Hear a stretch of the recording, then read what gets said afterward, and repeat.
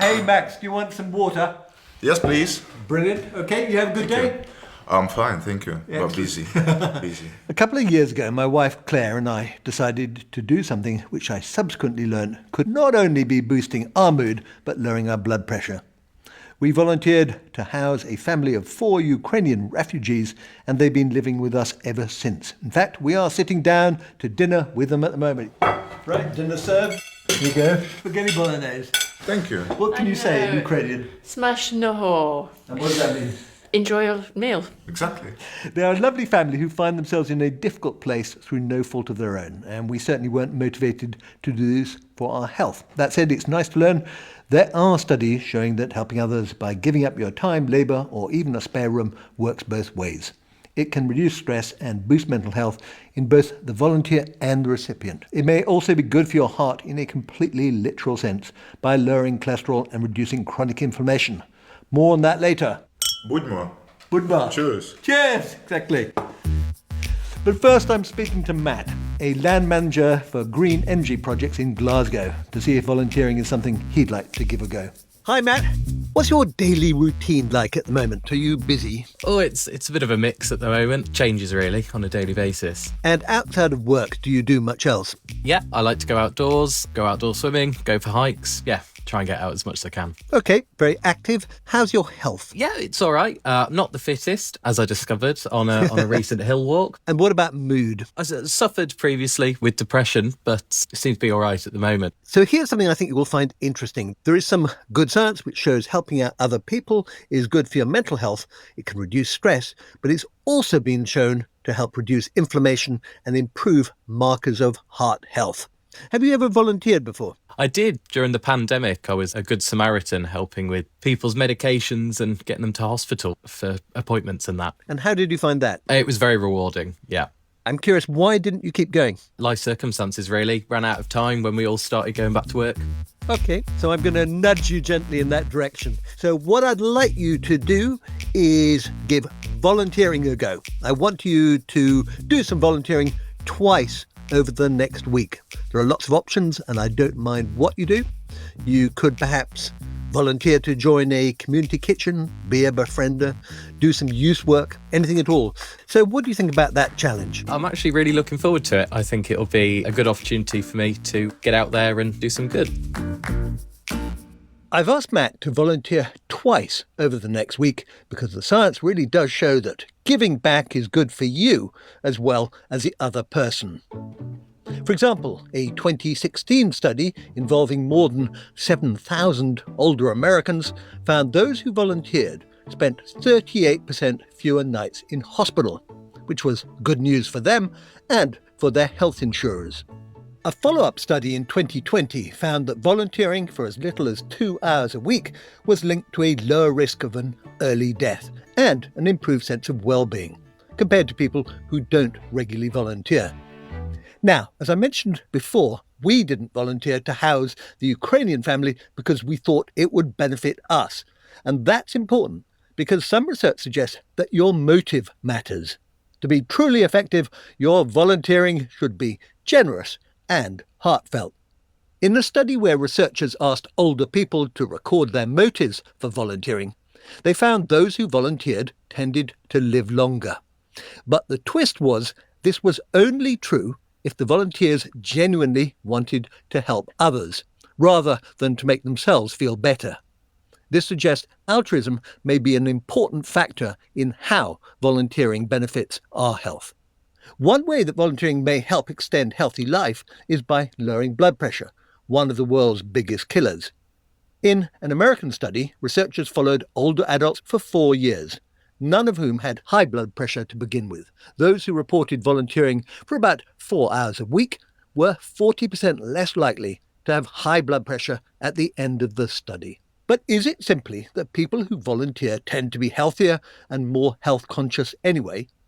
Or is it that volunteering really does have a direct effect on our health, perhaps by reducing stress? I'll be speaking to an expert about this in a moment. But first, let's find out how volunteering is treating Matt. I'm halfway through the challenge. I've done 2 hours of volunteering at the food bank in Glasgow. For the last 2 hours, I've just been handing out food parcels. I feel really positive in myself for actually getting out there and doing something good for the community and good for myself.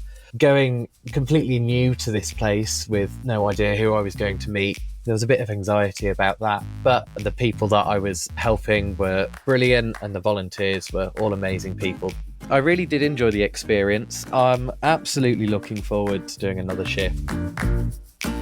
We'll check in with Matt again at the end of the week.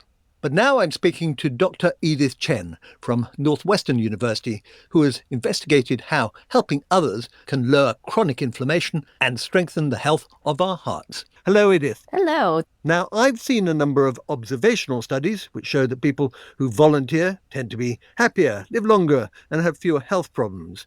But what I'm interested in is that cause or effect. Does volunteering make you happy and healthier, or is it simply that people who are healthy and happy are more likely to volunteer? So we tested the hypothesis that volunteering is beneficial for people's physical health through an intervention study. And so we recruited a sample of high school students and randomly assigned them to either weekly volunteering for 1 semester or to a control group that did not receive a volunteer placement. And we studied their physical health effects in terms of obesity, cholesterol, and inflammation, both before the volunteering started and as well after the volunteering program was over. And the volunteering involved high school students going to a local elementary school and working at an after-school program with elementary school students. So, for example, helping out with an arts and crafts club or with a sports club or with a math club.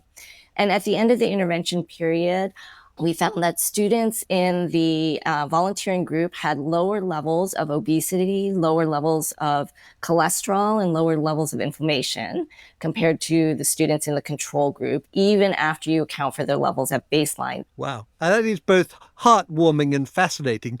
Why do you think it has that impact? The idea is that it's an effect that comes through the psychosocial benefits of volunteering that then translate into physiological and physical health effects through sort of mind-body relationships, the effects that mental states can have on one's physical health.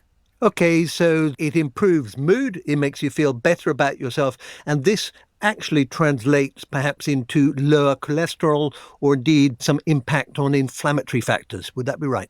Yeah, so the particular pathways that we found in this study are in the intervention group. Those who showed the biggest decreases in negative mood also showed the biggest decreases in inflammation. So suggesting that volunteering may be beneficial because it helps to put people in a better mood and that better mood states are linked to lower levels of inflammation. And similarly, in the intervention group, those who showed greater increases in empathy being kind of the idea of developing a greater concern for and understanding of other people's feelings. So those who increased the most in empathy during the intervention period in the intervention group also showed the greatest decreases in inflammation. So what were you measuring when it came to inflammation? We were measuring markers called interleukin-6 and C-reactive protein. Studies have shown that when people have higher levels of these biomarkers of interleukin-6 and C-reactive protein or CRP, that they are at greater risk for a variety of diseases like heart disease, stroke, and diabetes later in life. It seems to me that part of the benefit of volunteering is you're interacting with other people, you're getting positive feedback. Do you think you'd get similar benefits if the volunteering you were doing was sort of impersonal? So you're absolutely right. There are different types of volunteering that you could consider less interpersonal, perhaps not interpersonal. So these might be things like helping to make food for people in need or building homes or volunteering in the library, for example. And right now, the answer to that question is not known. So we don't know, at least through experimental trials, whether one type of volunteering would be beneficial to health, but not another. But it's entirely possible that any type of volunteering might still show benefits in terms of health benefits because you are still helping and giving of your time and of yourself in some way. But potentially the effects might be larger if it were more interpersonal.